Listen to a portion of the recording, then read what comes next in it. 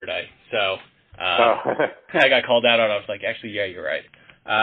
So just wanted to clarify. Yeah, you are. You're right. Yeah. Yeah. All right. So along those lines for pricing, how has pricing changed in the last 5 years? In terms of the contract increases? Yeah. So say somebody was using a VMS solution 5 years ago, and they get the same VMS solution today. Has pricing for that increased, decreased, remained flat? No, it's increased, but nominally. It's increased basically with inflation. Gotcha.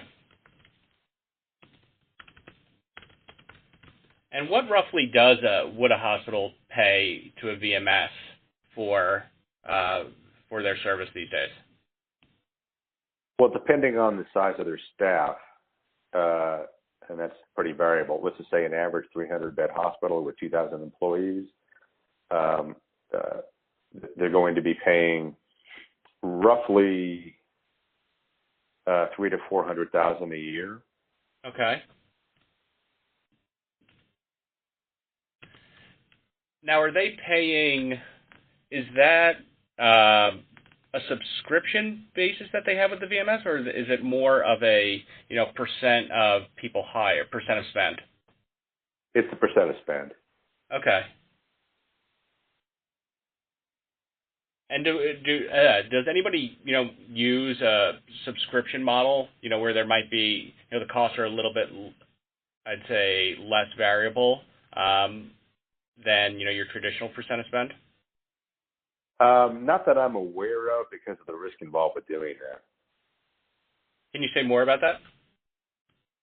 Well, there's some innate risk with being able with offering a service where the spend may be inappropriate or off because of the volume and demands. And basically, if a client's paying more of a subscription fixed fee, they may think they're getting a deal, but the reality is they're not actually meeting their staffing needs. They have needs that go beyond that, and in those cases, this comes into play. Gotcha. Do you think there would ever be an appetite for that type of payment structure, where somebody pays a one-time cost for the year to have access, or and if not, what's kind of the threshold of employees that you would need to have that? Well, that's a good question. I think it's possible, sure, as a model. Mm-hmm. I think that you'd have to have a labor force to work with, that'd be reasonable. I think at least to start off, of say no more than 1,000. Really to prove out the subscription theory, and once it is, I think it could catch fire. It all depends ultimately on the economics, whether it makes sense, and whether there's enough, I think, confidence in the vendor to put them under a subscription model, as opposed to putting them more on the hook for each hire. Sure.